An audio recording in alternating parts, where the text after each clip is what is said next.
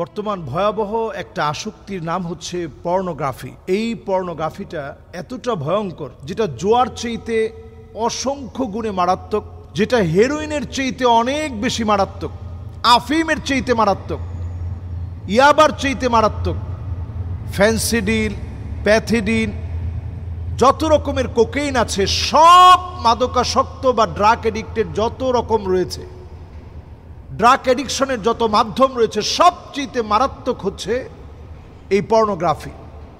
এই পর্নোগ্রাফিতে মানুষ পড়ে যায় তখন যখন মিউজিক শুনতে থাকে।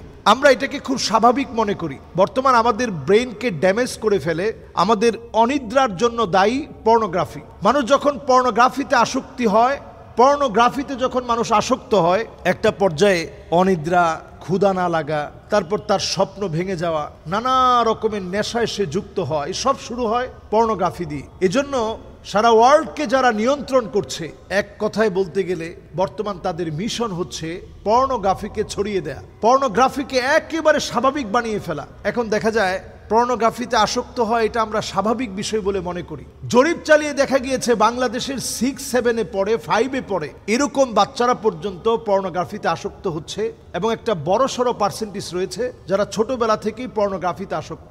এই আসক্তি থেকে বাঁচার জন্য আপনি 15 দিন সময় শুধু হাতে নেন।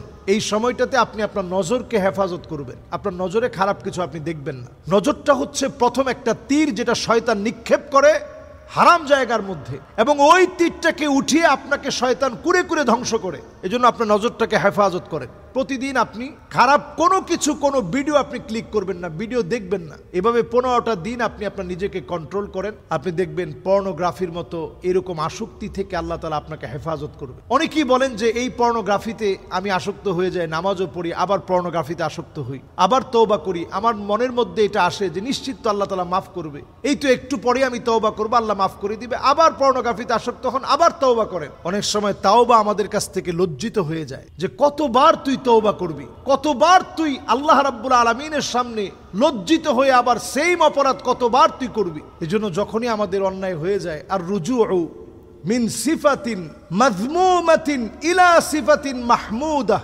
নিজেকে আগে খারাপ খারাপ কাজের মধ্যে দেখতেন, খারাপ ভিডিওর মধ্যে দেখতেন, নজরকে খেয়ানত করতেন, একটু নিয়ত করে নজরটাকে হেফাজত করেন, আল্লাহর কাছে প্রতিনিয়ত চান, আল্লাহ আমার নজরটাকে আপনি ভালো বানায় দেন। যার নজরটা ঠিক হবে তার তাকওয়ার মানদণ্ডে সে অনেক দূরে গিয়ে যাবে। ইবনে আব্বাস রাদিয়াল্লাহু তাআলা আনহুকে, আব্দুল্লাহ ইবনে আব্বাস রাদিয়াল্লাহু তাআলা আনহুকে প্রশ্ন করা হলো, সবচেয়ে বড় বুজুর্গকে এটা বুঝবো কেমনে? তিনি বললেন, ইত্তাকিল মাহারিম। রাসূলুল্লাহর সেই বিখ্যাত হাদিস, ইত্তাকিল মাহারিম, হারাম থেকে তুমি বাঁচো, তাকুন আ'বাদান নাস, সবচেয়ে বড় আবেদ, বড় আল্লাহওয়ালা, বড় বুজুর্গ তুমি হতে পারবা হারাম যদি তুমি ছেড়ে দিতে পারো। আমরা নজরকে হারাম ভাবে খেয়ানত করি, হারাম জায়গায় আমরা দৃষ্টি দিই, এটি আমাদেরকে পর্নোগ্রাফির দিকে নিয়ে যায়, আমাদের ধ্যান, চিন্তা, খেয়াল সব নষ্ট হয়ে যায়। এজন্য পর্নোগ্রাফি থেকে বাঁচার জন্য প্রতিদিন আপনি কোরআন তেলাওয়াত করেন, সময় মতো ঘুমাতে যান, সময় মতো ঘুম থেকে উঠেন, রুটিন চেঞ্জ করেন এবং ব্যায়াম করার চেষ্টা করেন। পর্নোগ্রাফি এমন একটা মারাত্মক বিষয় যেটা আপনার ব্রেন স্ট্রোক ঘটাতে সক্ষম,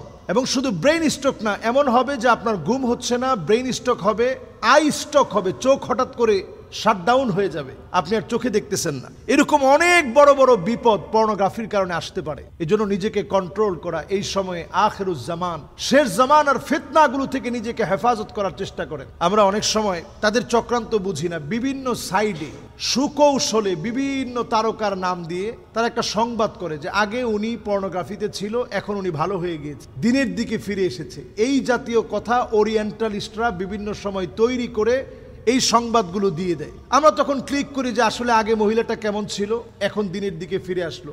এটা সুপরিকল্পিত ওরিয়েন্টালিস্টদের মানুষকে ধ্বংস করার একটা মাধ্যম। আমরা এই মাধ্যমে অনেক সময় পা দিয়ে, অনেকে যারা কখনো পর্নোগ্রাফিতে আসক্ত না, এই জাতীয় ব্যক্তিরাও তখন আমরা পর্নোগ্রাফিতে আসক্ত হই, অন্তত ওই মহিলাটাকে দেখার জন্য যে এই মহিলাটা তো খারাপ ছিল, এখন ভালো হয়ে গিয়েছে, তাহলে কেমন খারাপ ছিল আর এখন কেমন ভালো হলো। মাআযাল্লাহ, আল্লাহ আমাদেরকে হেফাজত করুক। শয়তানের সুকৌশল চতুর্দিকে বিস্তরভাবে ছড়িয়ে আছে। এই জালকে ছিন্ন করার মধ্য দিয়ে প্রতিনিয়ত আল্লাহর কাছে পানাহ চাওয়া দরকার। আউযু বিল্লাহি মিনাশ শাইতানির রাজিম, আউযু বিল্লাহি মিনাশ শাইতানির রাজিম, আল্লাহর কাছে আশ্রয় চাওয়া দরকার। লা মালজা ওয়ালা মানজা মিনকা ইল্লা ইলাইক, আল্লাহ আপনি ছাড়া আমার যাওয়ার কোনো জায়গা নাই। অন্তত বাংলায় আল্লাহর কাছে বলার চেষ্টা করেন, আল্লাহ আপনি ছাড়া যাওয়ার কোনো উপায় নেই। যদি আমরা এইভাবে চাইতে পারি, অবশ্যই আল্লাহ রাব্বুল আলামিন আমাদেরকে সুপথ দেখাবেন। আজকের আমাদের যুব সমাজ ধ্বংসের যে দ্বার প্রান্তে অবস্থান করছে, অল্প বয়সে ছেলে ছেলে মেয়ে মেয়ে নানা রকমের, এই যে এখন একটা ব্যত্যয় ঘটে গিয়ে সমাজ ধ্বংসের দ্বার প্রান্তে আছে, এগুলো সব শুরু হয়েছে এই পর্নোগ্রাফির মধ্য দিয়ে। এমনকি আমাদের পবিত্র যে সম্পর্ক, মা বোন, এমনকি আমাদের খালা, আমাদের ফুফু, যেগুলোকে আল্লাহ রাব্বুল আলামিন যাদের সামনে পর্দার বিধান দেন নাই, এদেরকে পর্যন্ত নানাভাবে আমাদের মস্তিষ্কে কুলুষিত করার জন্য তারা টার্গেট নিয়েছে, ইসলামের পবিত্র সম্পর্কগুলোকে ধ্বংস করার জন্য। এজন্য এই বিষয়গুলোতে আমাদের প্রত্যেক মুসলমানদের সজাগ হওয়া উচিত। আল্লাহ রাব্বুল আলামিন আমাদেরকে বোঝার তৌফিক দান করুক। আসসালামু আলাইকুম ওয়া রাহমাতুল্লাহি ওয়া বারাকাতুহু।